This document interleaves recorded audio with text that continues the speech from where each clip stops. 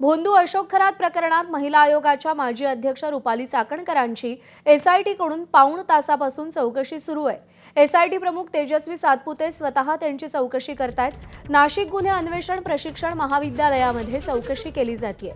रुपाली चाकणकर यांनी महिला आयोगाच्या अध्यक्षपदावरती असताना पदाचा गैरवापर केल्याचा ठपका त्यांच्यावरती आहे। खरात सोबतचे संबंध आणि झालेल्या आरोपांच्या पार्श्वभूमीवर ही चौकशी होतीये। चाकणकरांसह त्यांचे एक वकीलही उपस्थित असल्याची माहिती आहे। शुभम बोडके आपले प्रतिनिधी आपल्याला या सगळ्या संदर्भात अधिक अपडेट देतील। शुभम, चौकशीला सुरुवात झाली आहे। आतापर्यंत चौकशीत नेमकं काय काय घडलंय, काही कळू शकलंय का? काय अपडेट्स आहेत?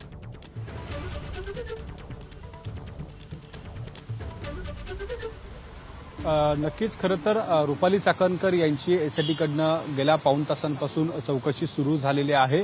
4 अधिकारी जे आहेत ते एसआयटीचे प्रमुख 4 अधिकारी त्या ठिकाणी रुपाली चाकणकर यांची चौकशी करतायत। स्वतः तेजस्वी सातपुते या देखील त्या ठिकाणी उपस्थित आहेत। एकूण जर बघितलं तर नाशिकच्या एमपीए या ठिकाणी खरं तर ही चौकशी सुरू आहे। या सगळ्या संदर्भात जर बघितलं तर महिला लैंगिक अत्याचार संबंधित जे भोंदू अशोक खरातवर गुन्हे दाखल आहे त्या अनुषंगाने आणि इतर महत्त्वाचे काही गुन्हे आहेत, शिर्डीमध्ये जे गुन्हे आहेत त्या संदर्भात देखील खरं तर या ठिकाणी चौकशी केली जाते। आपण जर बघितलं तर या ठिकाणी ग्रामीण पोलिसांचं जे पथक आहे ते देखील दाखल झालेलं आहे।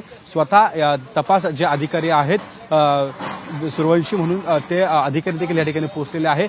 शिर्डी प्रकरणामध्ये हे स्वतः तपास अधिकारी आहे आणि हे देखील या ठिकाणी आता चौकशीसाठी दाखल झालेले आहेत। आपण जर बघितलं तर ग्रामीण पोलिसांच्या माध्यमातून या ठिकाणी काही महत्त्वाचे गुन्हे जे दाखल आहेत त्याचे जे तपास अधिकारी आहेत ते तपास अधिकारी देखील या ठिकाणी पोहोचलेले आहेत। आणि या सगळ्या प्रकरणात जर बघितलं तर शहर पोलिसांच्या मिळून ग्रामीण पोलीस आणि शहर पोलीस असं एकूण 24 जणांची एसआयटी आहे। त्यामधले जे प्रमुख तपास अधिकारी आहे जे प्रमुख गुन्हे आहेत त्याचे जे गुन्ह्याच्या अनुषंगाने खरं तर आज रुपाली चाकणकर यांची चौकशी केली जाणार आहे।